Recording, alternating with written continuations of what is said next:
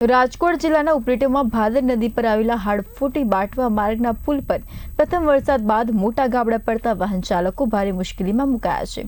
વર્ષ 2018માં બનેલો આ પુલ ઉપલેટા સહિત 40 થી 45 ગામોને જોડતો મુખ્ય માર્ગ છે। વર્ષોથી પુલનું યોગ્ય નિરીક્ષણ કે સમારકામ કરવામાં આવ્યું નથી, જેના કારણે ચોમાસામાં સ્થિતિ વધુ ગંભીર બની છે।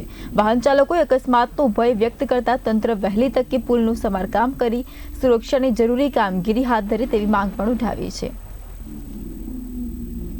આ રસ્તો અતિ ભારે બહુ ખરાબ ગંભીર ઇજામાં છે અને આ રસ્તો અમારી માંગ ઈ જ છે કે આ રસ્તો બનાવો। મોટા મોટા ગાબડા પડી ગયા છે, ગોઠણ જેટલા ગાબડા પડી ગયા છે, પાણી ભરાઈ ગયું છે। આમાં લોકો છે તે નવા રસ્તાને મૂકી અને જૂના રસ્તા ઉપર હાલવા માટે વધારે પસંદ કરે છે। શા માટે? એનું કારણ એ છે કે ઓલો રોડ આના કરતા સારું છે। આ ગોંડલ સ્ટેટ સાહેબના વખતનો બનાવેલો રસ્તો છે એ સારો છે। આ 7 વર્ષ 8 વર્ષ થઈ ગયા, પાછો બીજી વાર આ રસ્તો બનાવેલ નથી। એમાં ટાંચ પાથરે છે, એમાં હવે ટાંચે પાથરતા નથી। એમને મેં આ 2-3 વર્ષ ઉપલેટાથી ભાદરના પુલ ઉપર થઈને હાટફોડી થઈને જે સમઢિયાળા કાથરોટા અને પાટણનો જે રસ્તો છે એ બહુ ખરાબ છે।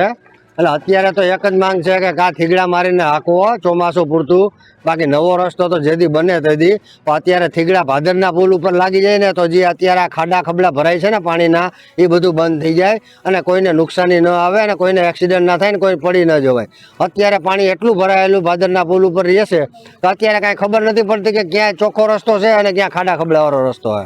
એટલે અત્યારે એક જ માંગ છે કે આ રસ્તાને તમે ખાલી થીગડા મારીને બુરી દો તો પણ સારું રહેશે। પછી ચોમાસું જાય એ પછીની વાત પછી છે, પણ અત્યારે હાલાકી 2 વ્હીલ 4 વ્હીલની